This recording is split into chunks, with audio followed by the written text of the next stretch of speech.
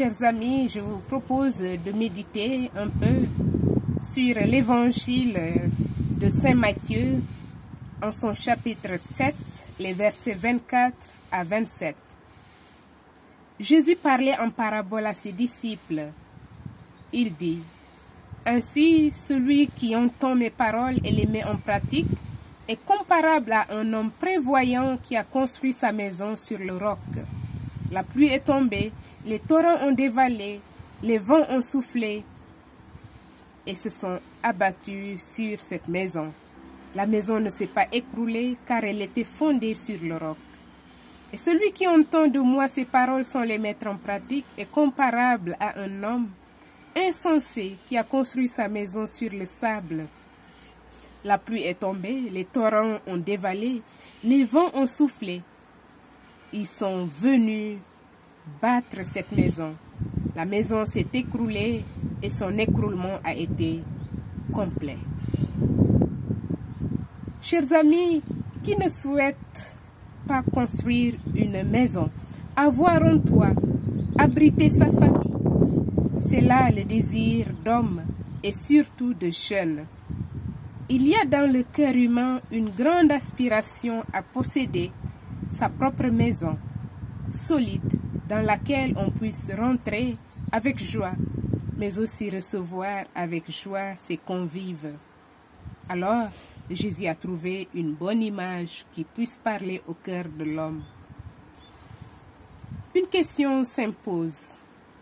Comment construire sa maison? Comment construire cette maison qu'on appelle la vie? Jésus, dans le texte de l'Évangile, nous exhorte à construire sur le roc. Ce n'est qu'ainsi, en effet, que la maison ne s'effondrera pas. Mais que veut dire construire sa maison sur le roc?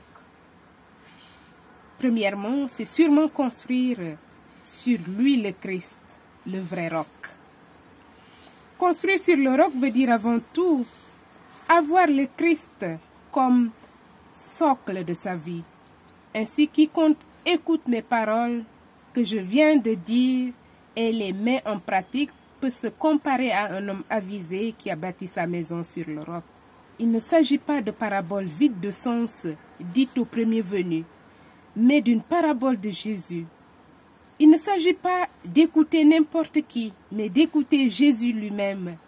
Il ne s'agit pas d'accomplir une chose parmi tant d'autres, mais d'accomplir la parole de Jésus. Deuxièmement, bâtir sur le roc, c'est sûrement bâtir sur quelqu'un de fidèle.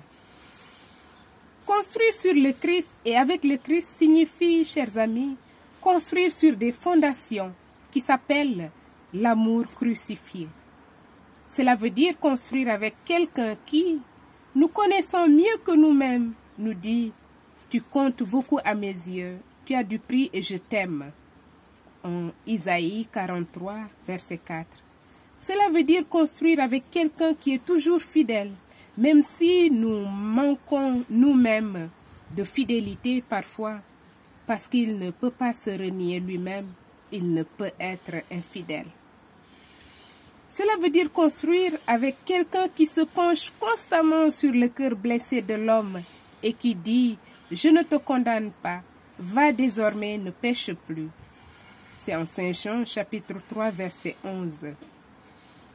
Cela veut dire aussi, chers frères, construire avec quelqu'un qui, du haut de la croix, étend ses bras pour répéter toute l'humanité: je donne ma vie pour toi, homme, parce que je t'aime. Chers amis, construire sur le Christ veut dire enfin fonder sa volonté, ses désirs, ses attentes, ses rêves, ses ambitions et ses projets sur lui. Cela signifie se dire à soi-même, à sa famille, à ses amis, à ses parents, au monde entier, mais surtout au Christ: Seigneur, dans la vie, je ne veux rien faire contre toi. Je ne veux rien faire sans toi, car en fait, sans toi, je ne peux rien faire. Toi seul as les paroles de la vie éternelle.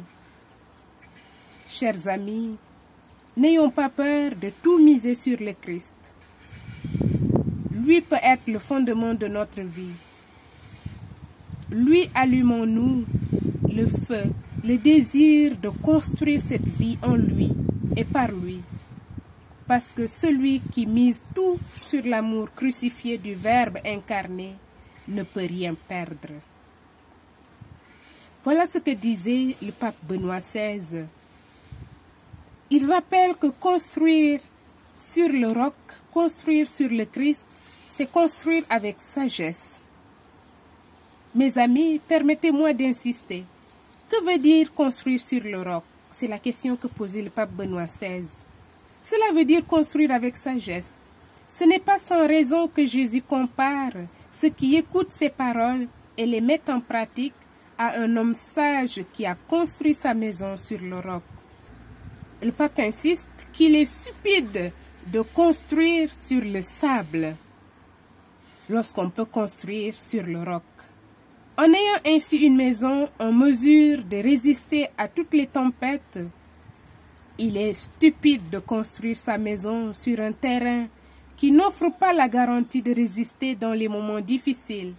Qui sait, peut-être est-il plus aisé de fonder sa vie sur le sable mouvant de notre propre vision du monde, de construire notre avenir loin de la parole de Jésus et parfois même contre elle.